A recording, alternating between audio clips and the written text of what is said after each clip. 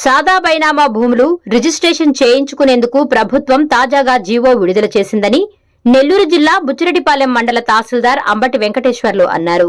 బుధవారం ఆయన తహసీల్దార్ కార్యాలయంలో మీడియా సమావేశం నిర్వహించి మాట్లాడారు. తెల్ల కాగితం పైన స్టాంపు కాగితం పైన పొలాలు కొన్నట్లు వ్రాయించుకుని రైతులకు సాదా బైనామా ద్వారా భూములు రిజిస్ట్రేషన్ చేయించుకోవాలని చెప్పారు.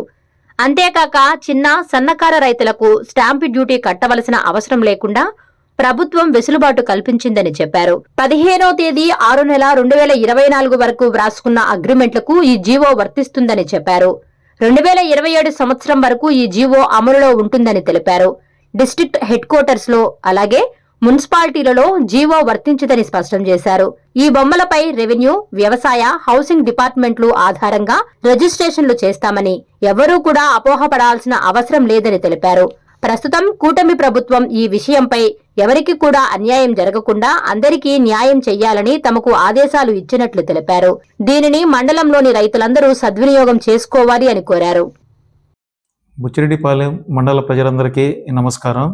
ఈరోజు మన తహసీల్దార్ కార్యాలయంలో మీడియా సమావేశం ఎందుకు ఏర్పాటు చేశామంటే, ఇటీవలే ప్రభుత్వం సాదా బైనామాకు సంబంధించి ఒక జీవోని రిలీజ్ చేయడం జరిగింది. ఆ జీఓఎంఎస్ నెంబర్ 467 4/12/2025 తారీఖున రిలీజ్ చేయడం జరిగింది. అసలు మెయిన్ ఎందుకంటే ఈ సాదా బైనామా అంటే ఏంటంటే, ఎవరైనా రైతులు వాళ్ళు అగ్రిమెంట్ల ద్వారా అంటే రిజిస్టర్ కాకుండా అన్రిజిస్టర్డ్ డాక్యుమెంట్స్ ద్వారా తెల్ల కాగితాల మీద కానీ అదేవిధంగా అగ్రిమెంట్ల ద్వారా కానీ భూములు కొనుక్కున్న వాళ్ళందరికీ వాళ్ళకి ఏంటంటే మనం మ్యూటేషన్ చేయాలంటే ఇక్కడ చేయలేం కాబట్టి గవర్నమెంట్ ఈ సాదా బైనామా జీవో ద్వారా ఒక ప్రొసీజర్ ఏర్పాటు చేసింది. కానీ ఈ జీవో గతంలో కూడా ఉండేది. అది 31/12/2023 నాటికి ల్యాప్స్ అయిపోయింది. తర్వాత ఈ ప్రభుత్వం వచ్చిన తర్వాత దాని మీద అనేక రకాలుగా కింద తహసీల్దార్ నుంచి జిల్లా స్థాయి అధికారులు, కలెక్టర్లు అందరి యొక్క డెసిషన్ తీసుకొని ఈ యొక్క జీవోని రిలీజ్ చేయడం జరిగింది.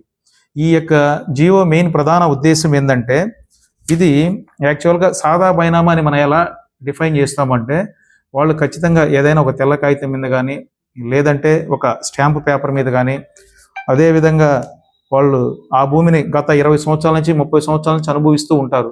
కానీ పాపం వాళ్ళకి 1B అడంగల్ అనేది వాళ్ళకి ఉండదు.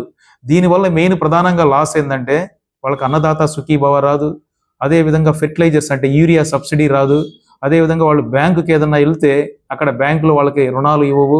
కాబట్టి ఇన్ని రకాల సమస్యలు ఉన్నాయి. కాబట్టి ప్రభుత్వం దీన్ని ఆలోచించి ఇది త్వరగా చేయాలనే ఉద్దేశంతో ఈ జీవోని రిలీజ్ చేసింది.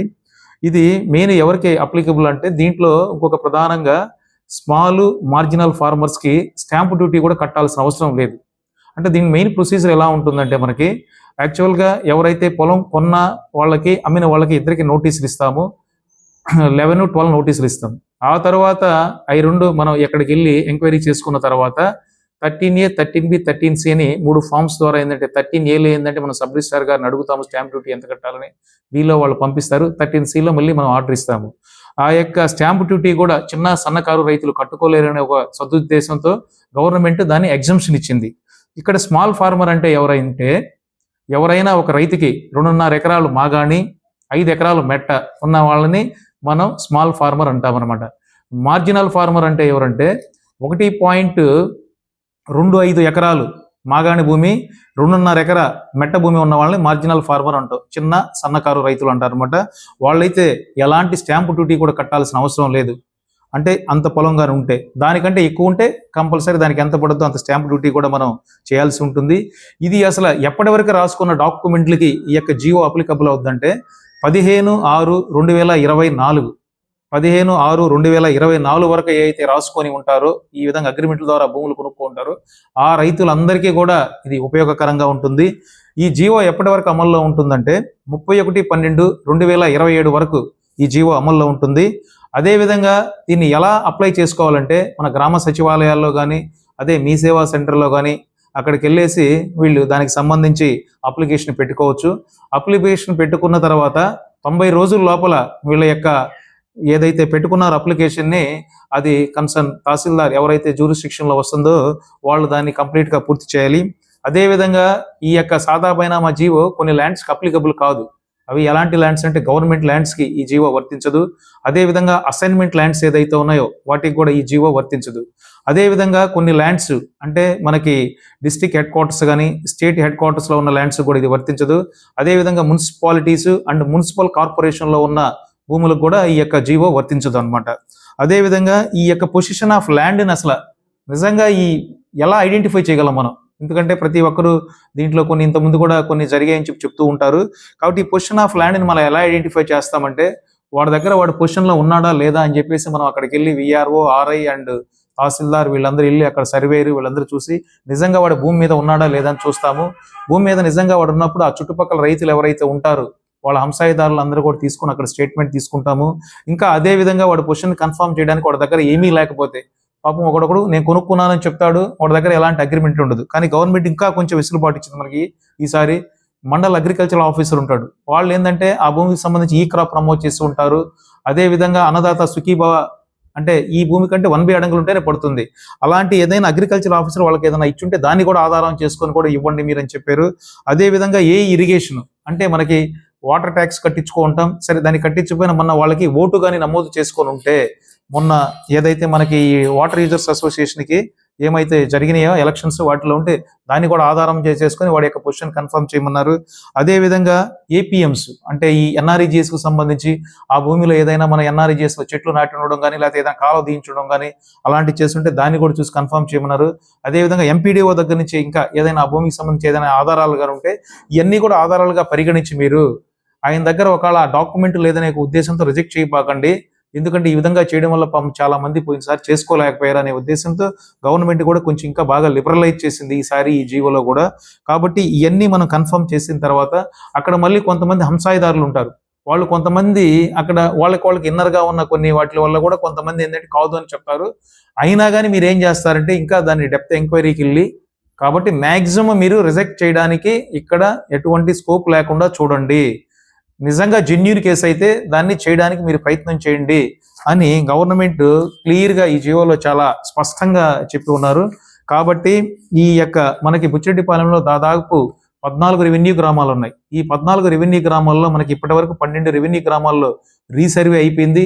అయినా కానీ ఇంకా సాదా బైనామా కేసులు చాలా ఉన్నాయని చెప్పి మా దృష్టికి వస్తుంది. అదేవిధంగా సోమవారం పూట అక్కడ కలెక్టర్ గారి దృష్టికి కూడా వెళ్తూ జరుగుతుంది. ఇప్పటి వరకు అయితే మనకి ఈ యొక్క ఆప్షన్ లేదు కాబట్టి మనందరం కూడా ఇక్కడ ఏమీ చేయలేకపోయాం. కాబట్టి ఇప్పుడు ఇది వచ్చింది కాబట్టి మండల ప్రజలందరికీ అంటే రైతులకు ముఖ్యంగా నా యొక్క విజ్ఞప్తి ఏంటంటే ఇది మీకు ఒక మంచి సదవకాశం ప్రభుత్వం కల్పించింది కాబట్టి మీరందరూ కూడా ఈ యొక్క అవకాశాన్ని సద్వినియోగం చేసుకొని మీ గ్రామ సచివాలయాలు కానీ మీ సేవల్లో కానీ మీకు ఎవరికైతే ఈ సాదా బైనామా ద్వారా భూములు కొనున్న రైతులందరూ కూడా ఈ యొక్క అప్లికేషన్లు అప్లై చేసుకొని మా దృష్టికి తీసుకురాగలిగితే మేము ఇవన్నీ కూడా ఏంటంటే మీకు పరిష్కారం చేసి జెన్యూన్ కేసులు అయితే వాటన్నిటిని కూడా మీకు 1B అడంగులకి వచ్చి పాస్ పుస్తకాలు తేవడానికి మేము ప్రయత్నం చేస్తాము.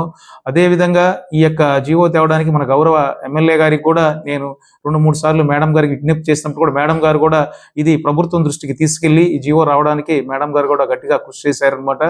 అదేవిధంగా దీంట్లో మీడియా మిత్రులందరూ కూడా దాదాపు అంతకుముందు నన్ను కూడా అడిగేవాళ్ళు ఇది ఇట్లా ఉన్నాయని చెప్పి నేను అప్పుడు కూడా అదే చెప్పేవాడిని, ఇంకా మనకి జీవో రాలేదని చెప్పి. ఇప్పుడు ఈ జీవో వచ్చింది కాబట్టి అందువల్ల మన మీడియా మిత్రులందరూ కూడా దీని ద్వారా వాళ్ళు విస్తృత ప్రచారం కల్పిస్తారని ఈరోజు ఈ యొక్క మన కార్యాలయంలో ఈ యొక్క పత్రికా విలేకరుల సమావేశం ఏర్పాటు చేయబడింది. కాబట్టి మీడియా మిత్రులందరూ కూడా నేను ముఖ్యంగా విజ్ఞప్తి చేసేది ఏంటంటే మీరు కూడా దాదాపు ఇది ఎందుకంటే భూమి అనేది ప్రతి ఒక్కరికి చాలా అనుబంధం కాబట్టి మీరందరూ కూడా ఈ జీవోని విస్తృతంగా ప్రజల్లోకి తీసుకెళ్ళండి. మీకు తెలిసిన వాళ్ళు కూడా ఎవరైనా ఉంటే వాళ్ళ ద్వారా ఈ మీ సేవ సచివాలయాల్లో కూడా ఇవన్నీ కట్టించి మా దృష్టికి తీసుకొస్తే వాటన్నిటిని కూడా మేము పరిష్కరించడానికి కృషి చేస్తామని చెప్తున్నాం. అదేవిధంగా మన గౌరవ కలెక్టర్ గారు ఆర్డీఓ గారు కూడా దీని మీద విస్తృతంగా ప్రచారం చేయమని చెప్పి ఉన్నారు.